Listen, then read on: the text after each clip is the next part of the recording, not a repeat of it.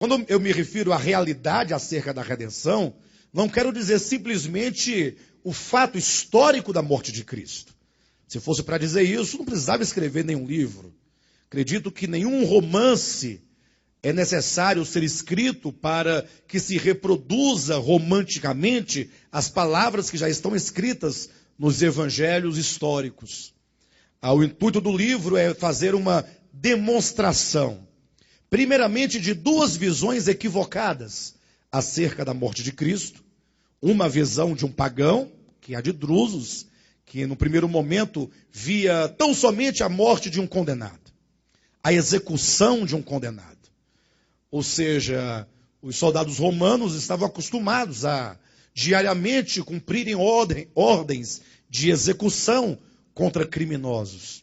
Então, no primeiro momento, Druso só podia ver uma cena comum, corriqueira, normal, como se Cristo fosse apenas mais um malfeitor que estava sofrendo uma condenação.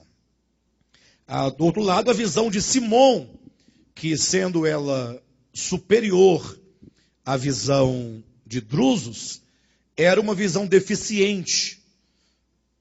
É uma visão que num capítulo anterior aqui, alguns capítulos anteriores, nós chamamos de a visão, a cosmovisão judaico-cristã acerca da morte de Cristo, acerca do pecado. E então, agora vem a visão de João. Essa terceira visão não é apenas a visão dos fatos, mas é um olhar que consegue perceber qual espírito motivava cada um dos atores que faziam parte daquele momento da crucificação. Cada um tinha uma parte, cada um, de alguma maneira afetado pelo pecado, reagia de uma forma.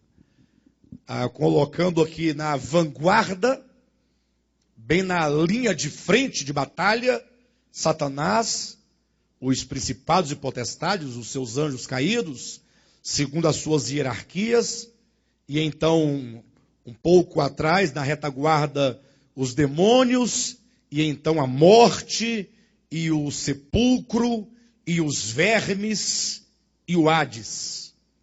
Então vão observando a cena, vejam como que também é dito, que os céus caídos, no caso os céus dos anjos caídos, que também conspiravam contra o Filho de Deus. Os homens de todas as posições, desde a política, a religião, filósofos, o lacaico, que é o povo comum, cada um com a sua justificativa, mas todos contra o Filho de Deus. Então João consegue perceber que as forças que estavam operando naquele momento contra Cristo, não era Deus matando o seu filho, mas era o cumprimento do desejo do diabo. E para mim não tem texto mais importante do que o texto de João capítulo 8, capítulo que, para quem ainda tem alguma dúvida acerca disso, precisa ser lido 1, 2, 3, 4, 10 vezes, quantas vezes for preciso, para que se entenda exatamente isso. O capítulo 8 de João é um capítulo, um dos mais belos da Bíblia, né? Não vou dizer o mais belo, porque tem muitos capítulos bonitos, muitos capítulos importantes concernentes à verdade, mas é o capítulo que começa falando acerca de uma mulher pega no flagrante ato de adultério, portanto, da condição do ser humano sendo não somente dominado pelo pecado, mas sob uma escravidão que o leva à própria condenação. Nós temos os líderes religiosos com a lei como instrumento de morte, como diz lá em 1 Coríntios capítulo 15, que a força do pecado é a lei. Ou seja, o pecado toma a própria lei para ferir. Esse é o início do capítulo 8 de João. E então Cristo, depois que liberta aquela mulher daqueles opressores, ele começa a falar acerca do pecado e acerca da escravidão do pecado e, sobretudo, acerca da natureza do pecado. Capítulo 8 de João. E qual é, pastor, a natureza do pecado?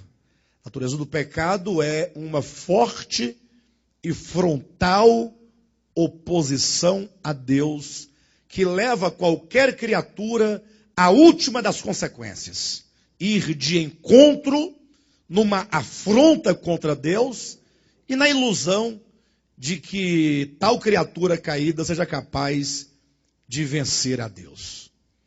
Essa luta que começou desde a queda de Lúcifer. E então, nesse capítulo, é que Jesus vai proferir aquelas palavras que todos conhecem, até se tornou quase que um ditado popular, né? Não, o diabo é o pai da mentira. Então, sendo esta uma expressão de Cristo, encontrada em João capítulo 8, ela se encontra na boca de pessoas que nunca leram a Bíblia, né? Tornou-se aí um grande jargão, mas o que Cristo está dizendo é que o diabo, sendo ele o pai da mentira, ele é o mentor de todos os enganos que foram ditos contra Deus às criaturas caídas. Ele é o pai da mentira porque é ele que começa no seu comércio a colocar as criaturas contra o Criador. E daí ele passa a dizer que não somente ele é o pai da mentira, mas diz que ele é homicida desde o princípio. Ou seja, o ato de matar é próprio do diabo. O ato de matar não é próprio de Deus. Não faz parte do caráter de Deus. Alguém perguntaria, ora, mas e quando uma pessoa morre em ditosa velhice, tal, ou mesmo alguém poderia citar Atos capítulo 5, quando diz que por uma disciplina divina, Ananias e Safira morreram, o termo que a Bíblia usa lá em Atos 5 é que ele expirou, e isso deixa muito claro que o fôlego de vida foi tirado.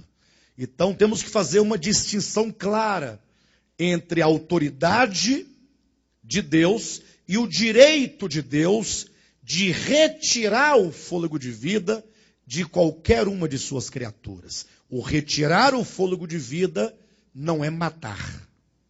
Matar é ir de encontro à vida criada por Deus. É assassiná-la, é usar de violência movido pelo ódio.